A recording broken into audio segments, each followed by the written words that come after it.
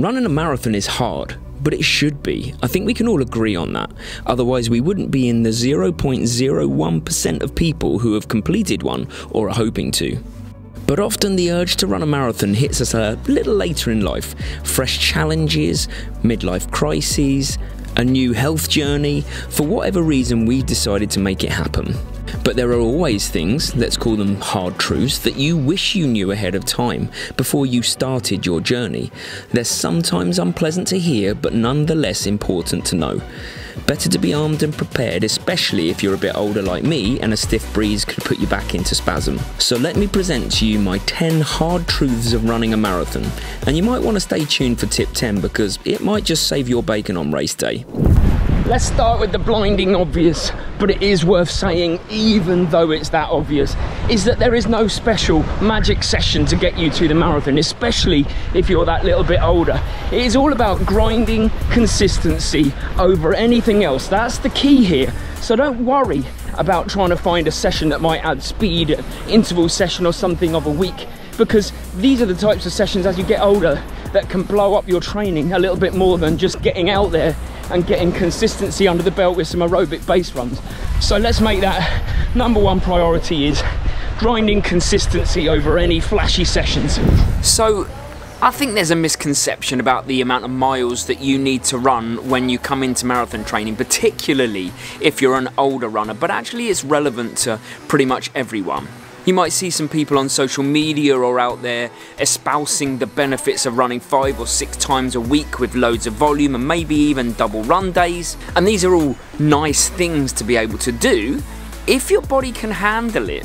But I'm here to tell you that actually you probably need to run a lot less than you think you do. Me, for example, let's take me as an example because I know my body and I know what it's capable of. I run on an undulating pattern when I'm fully fit, which kind of means I just run every other day.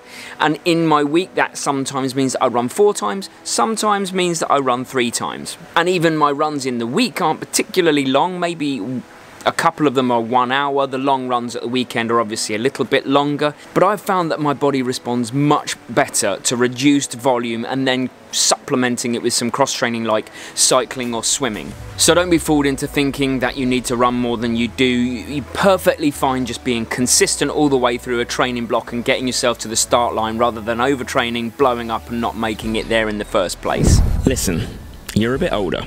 You're a bit more, let's call it, weary. Your body has seen action, and as you get older, it's true that there is a degeneration in muscle mass, but what people don't realize is that it's minimal if you do the right things. To protect your body and run at the frequency or speed that you want to, you need to invest in strength and conditioning, and it can take so many forms, from yoga or body weight exercises to pilates, resistance bands, weights, and so many other options. The only option you don't want to take is doing nothing. Your muscles are going to get tired, movement patterns break down a bit, but it happens less when you invest in strength and conditioning, and that is what keeps you in the game. Okay, I have to walk for this bit because I'm finding it hard to compose my thoughts when I'm running, but one of the things that you need to know, especially as you get older, when you're training for a marathon, is that things can easily go wrong, and not just in training, I mean during the race. Notwithstanding things like injuries in training or bad sessions or setbacks where you think, oh, I'm not making the progress I want to because I can't hit the paces I want to. Forget that, that's training and it happens. First of all, just accept it. But in the race, what is actually alluring and intoxicating about marathon running, I find, is that for every marathon that goes right and you feel on top of the world, there is one that doesn't quite go to plan, and it's what draws you back every time. It's like a puzzle that you're trying to solve every time. Look at Nick Bester or Matt Rees. If you follow their Instagram or YouTube channels, then you'll know that for every good marathon they've had where they've done themselves proud, there's also ones where they've fallen apart, blown up, and they're not down about it. They're like, right, we go again. How do I solve this? And I love that attitude, and that is what will continually draw you back to the marathon. There's no better feeling than absolutely nailing it on the day, but also it doesn't feel great when you don't nail it, but it's okay. You need to know that it can happen. Don't let it be the thing that stops you running altogether. It needs to be the thing that draws you back, that's like, how do I solve this? What do I do in my training next time to make it better? And that's the beauty of the marathon. You need to know that the marathon is the first distance you absolutely cannot blag fueling and hydration. What you might be able to get away with in a half marathon or below, there is no way you will during a marathon. Your body needs additional fuel for multiple hours and it needs to be hydrated to perform well. No longer can you just think, oh, I'll grab a gel on the course. Well, you can, but you better be prepared to enter Squid City if your gut doesn't like it. And what drink does your body best respond to? Glucose, water, electrolytes? Having a plan based on numerous tests in long runs is critical. What gels do you best respond to and how often should you take them? What about fluid? When do you take it and what do you take? You practice running for a long time in training, so why wouldn't you practice what you use to help you run long? It's a no-brainer for me. Here's one you're not going to want to hear, and as you get older it's that your body takes longer to recover. That's not the bit that you don't want to hear, that's just common sense. Here's the bit that you don't want to hear. It means that you might have to, if you're training for a marathon or longer distance events, you might have to prioritize your training. And that could mean a number of things. It could mean much more sleep needed if you don't get enough. It could mean much less alcohol consumption or anything that impedes your recovery. Because we know that recovery takes time, especially when you get older. If you've got hangovers and you're trying to train, or if you've got injuries and you're drinking alcohol with it. And I'm not saying cut out alcohol. What I'm saying is do the things you need to do to prioritize the training. And if that is not going out on a Saturday night until 3 AM when you've got a long run at 7 AM, that's what you've got to do. And that kind of obviously links a little bit into back-to-back run days, things like that. My body is just not really able to do multiple days running in a row. That's just because I'm getting older and I know my body. Some people can still do that, but I can't. So find out what works best for your body and double down on it so that you can keep yourself in the game. One important point that I learned about the hard way is that a marathon always feels good at the start. You have trained really, really hard for a long time to get there and you tend to feel pretty amazing on that start line, and it's so tempting to go out harder than your plan because you feel good, you feel like you could hold it forever, you feel amazing, but that will catch up with you come kilometer 35 or mile 22, 23.